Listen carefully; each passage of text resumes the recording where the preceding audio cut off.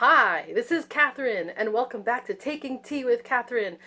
Oh, wouldn't you hate it if I went this whole time with a puppet? Yeah, I'm not gonna do a puppet show for you guys. I just thought I'd show my little friend, um, because we're talking about foxes a little bit today, and keeping with that theme, I'm going to be drinking this lovely herbal blend, harvest blend, which has foxes on it again. I know I've shown this one a million times, but you know what? We're actually going to talk about foxes today. So, on we go. Yeah, as you probably know, I do quite like among certain animals.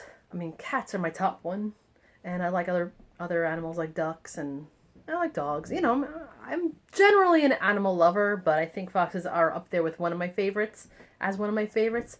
So, I did read a book about foxes this month, and we're only more than a quarter done, finito, with November.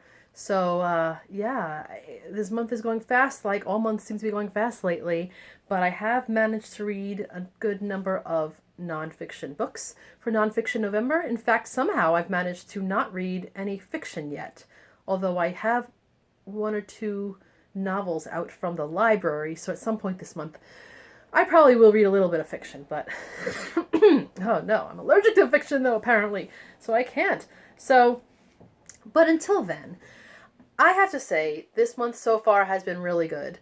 I personally, as you all know, I constantly say this, I tend to consider myself 50-50 on fiction and nonfiction. I think that for me, a balanced diet would be to read a good amount of novels and of all different kinds, a lot of classics. That's one of my favorite types, and I'd like to read a little more poetry, but I do tend to really enjoy reading about things on subjects that are nonfiction. Different types of subjects. I love history a lot. I love biography, and I like certain types of nature writing. Not all. And so this month has definitely been a great incentive for me to keep going in that, and I think it's kind of a good counter to the Victorian Victober. So it's like one month I read basically all fiction, the next month I read basically all nonfiction, and then when December comes, we're gonna shake it all up. But we're not talking about December yet. Let's talk about the 4 books that I've completed so far in November, and we'll start with the one that I, scared you guys with, and that is Foxes Unearthed. And it's a story, as it says up here, of love and loathing in modern Britain by Lucy Jones. And basically, it's what I expected it to be, because I would like to read more about foxes in general. But this is really, there is history involved, but it's mostly about right now. My cat decides he looks like a fox and wants to get involved. But about the relationship between people living in Britain and foxes. And some of it is, fun stuff. People who like to see the foxes in urban areas. Personally, I've been to London a number of times, and in the past few visits, I've tried to see foxes just passing by me on a street, and I haven't. And I feel a little left out about that, because apparently a lot of people see them. But you know what? If at first you don't succeed, it gives me more incentive to go back again. But a lot of people just don't like them. They consider them vermin, they consider them evil, they will find ways to hunt them, and hunting has been, I think, pretty much hunting and killing foxes has been banned in recent years, but they will find ways around it. So, Lucy Jones, I keep forgetting her name, Lucy Jones, just basically talks to and follows around different people. When I say follows around, that sounds creepy, but learns different points of view. So obviously a lot of people do like them but don't always want them around. So there are people who even like or even have had foxes as pets, who have been hired or who make their money off of trapping foxes and sometimes even killing them. So there's a lot of that love-hate relationship within not just groups but actually individuals. The writer herself, I think, had hunters in her family, but she seems to be a little more on the side of people who don't hunt foxes, who like them, rescue them, etc. So it's kind of interesting, the conflict within one, one place, So it's really mostly, they mention a little bit about Canada and the United States and other places, but really it's about Britain. And there is a funny perspective because they talk about how they consider it dangerous. The foxes are so near people in cities. But then she says, what about places like Mumbai where you have far scarier types of wild animals just around the corner and other places. So it kind of puts things in perspective. She speaks to a lot of experts. She follows around a hunt. She follows around saboteurs of fox hunts. And there's quite a bit of violence involved in that endeavor. It's a little bit of a risk to try to sabotage a fox hunt. Didn't realize how much it was. I mean, I've heard of environmental activists, but oh my goodness. She also, a surprise to me, she managed to correspond with Brian May, who is the guitar player and songwriter and performer of Queen, who, as you know, is like one of my favorite bands ever. So that was kind of a welcome surprise. He's also very much into wildlife conservation and has written a bit about it and done research and funds organizations. And his Instagram also speaks about that sort of thing. So that was a welcome surprise for me. So all around, it was what I expected it to be. Obviously, not always a happy-go-lucky book, but again, that's not what I meant for it to be. So I would give this a 4-star. I'm glad I read it, and I would probably read it again. I want to read more about foxes, not just in this respect, but yeah, I don't understand the whole deal of the hatred of foxes. I guess if I had chickens and I didn't enclose them well enough and they got in, I suppose I'd have some problem with that. But otherwise, they look like dog cats to me. Okay. So also on a book about nature and wildlife of different types and pets, How to Be a Good Creature by Cy Montgomery. I started this a couple of months ago, actually, and I finally completed it, not because I was bored, but just because, as I do, I get so many different books that I'm reading at once that I sometimes just don't finish certain things, whether I like them or not. And I did like this book, and I would probably say about 4 stars. There were things I didn't like. For instance, so Cy Montgomery is a nature writer. She's a nature, student, mostly of animals. And she has gone all over the world to look at different types of life and studying them and writing about them. So I'm behind in her wealth of knowledge of books. So, of animals.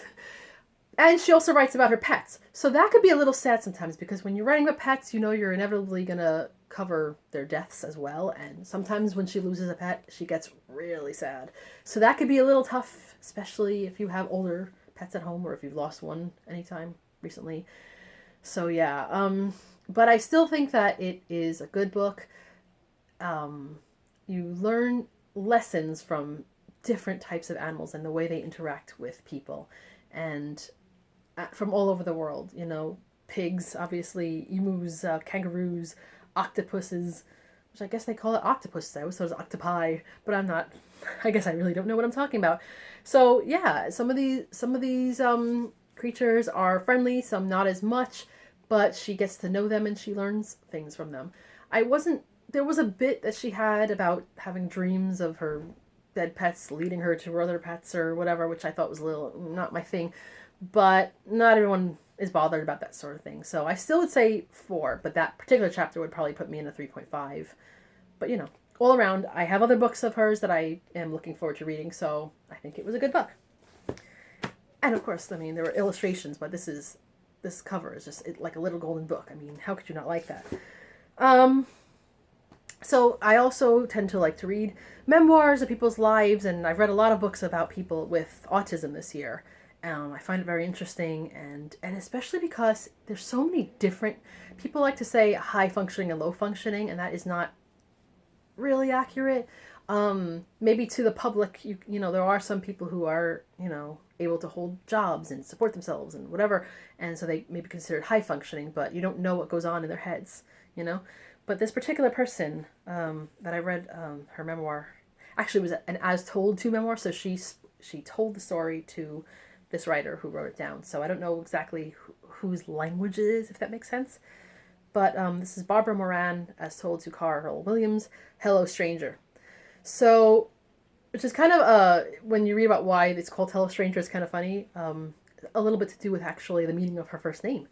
I kind of like those little tie-ins. But this is about a woman who grew up in middle America.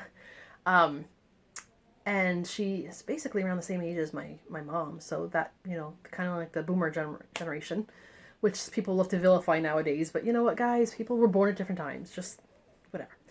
Anyway, so it's clear pretty early on in her life that she's a little bit different. She can't keep still. She reacts badly to certain noises and other issues. She suddenly does things in the middle of, in public. Now, if you're growing up in the 50s, that could probably be a particularly rough time for that because there was very little understanding of autism. She didn't understand it. She wasn't diagnosed with autism until she was close to 40. So, and we're not even talking about nowadays where people are trying to understand whether they do or not. They really didn't.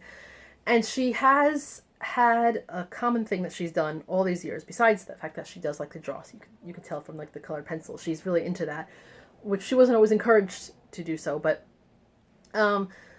she has an interesting relationship with inanimate objects. I'm not talking about, how people have stuffed animals and they talk to their stuffed animals and their puppets. I brought the puppet back.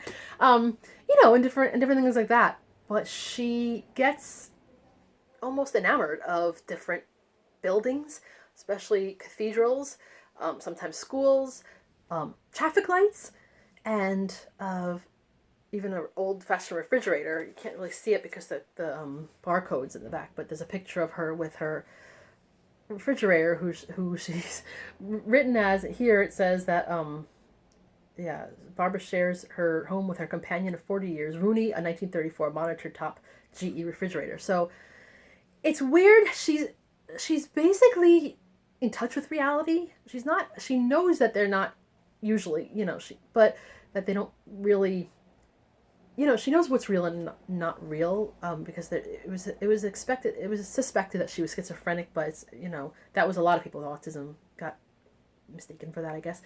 So when she's pretty young, I think 8 years old, she gets sent to a school for people with, I guess, special needs, or kind of like people with mental, disabilities or whatever. I think it's called Meningers. And she's there for some time. And so not all of it is a horror, but it's basically, being put away in a way and having certain restrictions put on you, and the different people she encounters and the different buildings and tables. That's another thing she gets attached to, and how basically what the therapists say to her, and sometimes they make sense and some of them are really off the mark, and how some people try to restrict her from the things that she's into, and how it frustrates her, and also when she's on different types of medications that are of various kinds of success. Generally, it's a pretty good telling of her life story. It's not always negative, it's not always constantly I hate life, but sometimes she does get quite frustrated with everybody in her life. She has one particular sister that she's close to who seems to be quite a patient person, and I think her sister is sometimes commenting in here, and I think her mother, even though I think her mother is already dead now, but I think her mother is quoted in here as well. It does say Mrs. Moran, so I'm assuming that's her mother. And yeah, it is. But it's just interesting the relationship she has with her family, because it's not a hateful relationship, but it's a bit of a frustration. So anyway, I don't want to tell you everything that's in the story. There are some horrible things that happen to her too, but generally she comes out of it semi-successful, not perfect. There's always a struggle with intrusive thoughts, etc. But I think it's a good story if you want to learn patience with people who are not quite like you, who don't exactly do things the way you do, who seem a little bit weird or a lot of bit weird, and just to learn a little bit of understanding that what is going on in their heads, even though they may be doing things that are disruptive and not normal, that, by the standards of your day, not to just dismiss them and not to think that they're just, never going to be okay, because sometimes you just have to approach things a different way. Anyway, so this was a good book. I would probably say 4 stars as well, in my level of thinking. So where are we? Oh, we're up to book number 4. So I think I've mentioned this before. I read the Preraphaelite Girl Gang, and I took this out of the library, and which is probably as well, because it was good. I like reading about Pre-Raphaelites. I read a book years ago, I forgot who the writer was, called The Pre-Raphaelite Sisterhood. So I have learned a little bit about some of these women already. And it's not just about the artist models and the people they had a relationship with, but it was also about people who were full-on artists in their own rights, the photographers, who were women, writers, and other people who had relationships. So all different kinds of people who either studied Pre-Raphaelitism or whatever, Pre-Raphaelite art of their own, or had some kind of influence. And I almost thought you could do like a bingo, because every other woman seemed to have been someone who was either discovered by Dante Gabriel Rossetti, or who he tried to poach from some other artist, if they were models or not. And so if they weren't related to him, if they didn't, or a lot of them knew people like Oscar Wilde at some point. Dickens came into the picture a lot. His daughter's in here. So many of these women at the end of their life, like, were losing their sight. So that's another bingo. There were just so many different things that they had in common, but they were all a little bit different, and they all came from different backgrounds. Some of them were born into money, some of them were born into artistic families and neighborhoods, and some of them came from very working class and struggling people and just made it. Some of them made it big, and some of them didn't. Some of them were prostitutes, some of them weren't. So many different types of women, but they were all familiar if you've seen them in Pre-Raphaelite art. I had a few issues with it. Not so much in the telling of their lives. I think it was it's enough of their life where you want to learn more if you're into it. And if you want to, then you can get hold of, maybe some of them have individual biographies and some of them don't, but the ones that do, you get a hold of them. You could do a little more online research if you want. I'm not going to go into every single one, but there were a few people here that they would have the dates of their lives in the beginning and then say that they lived this long, and it didn't correspond. And I mean, I'm like, who didn't fact check this, So I don't know, that it turned me off a little bit, especially in the beginning, because it happened a lot in the earlier parts of the book. The other thing, and I'm not sure how much I should be saying about this, so I probably won't say that much, but the illustrator drew a picture of each woman, and he interpreted them as all of them as women of color, of which maybe one or two of them actually were. And you know what? In the age of Hamilton, that's not always a bad thing. That's actually an interesting take. But it was just a little, I don't know if it's a little bit confusing sometimes, because I did know how a lot of them looked, and when you see the portrayals of them in paintings, for instance, it was just totally different. So I don't exactly understand why that choice was made, but I think that's all I can really say about that. But otherwise, I still think it was a very good enough book. I'd probably give it 3.5 stars because of just the certain discrepancies, but I also give it a lot of credit because it kind of jump-started my wanting to read again, even though I've read quite a lot about Preraphaelites. I think I want to read more, and I just, want to refresh myself, because I was starting to forget who was who, and no, that's not good. We need to remember things when we are interested in them. Or not. I don't know. So those are the books that I completed. I'm still in the middle or in the beginning of certain books. The book about foxes was the only one that I've completed so far on my the ones that I mentioned in my TBR with the different prompts. So I started 2 of them. I started after the Victorians, and I'm finding it a little bit slow going. I'm not crazy about it yet, but I don't think I hate it. And the story of tea, which I've started, and it's so heavy. And again, I love reading about tea very much, and it's another thing that I haven't been reading enough about recently, so I want to rectify that. There are, like I said, I'm still quite in the early bit of the story of tea, but I'm finding that it can be a little repetitive. Like, it'll say something in a paragraph and basically repeat itself in the next paragraph, and not in a clever essay way, but like in a why did you have to repeat yourself way. It's a little bit choppy, and I'm not sure if I like the writing style of this writer. These writers, there's 2 of them. But I think I'm going to keep going because, for one thing, there's a lot more to go, so I don't want to, there's a lot of different subject matter, and there's beautiful pictures, which is always nice. And So I think I'm still going to enjoy it for the most part. And also I spent like $3 on it, so I really don't want to waste my money, if that makes any sense. So yeah, I'm still going with that, and I have quite a few books that I'm starting or in the middle of that are nonfiction, so I've got a ways to go. But that's been my reading so far in Nonfiction November. I'm enjoying it quite a lot, and I really hope that you guys are enjoying it too. So this is Catherine from Taking Tea with Catherine. Have a lovely day.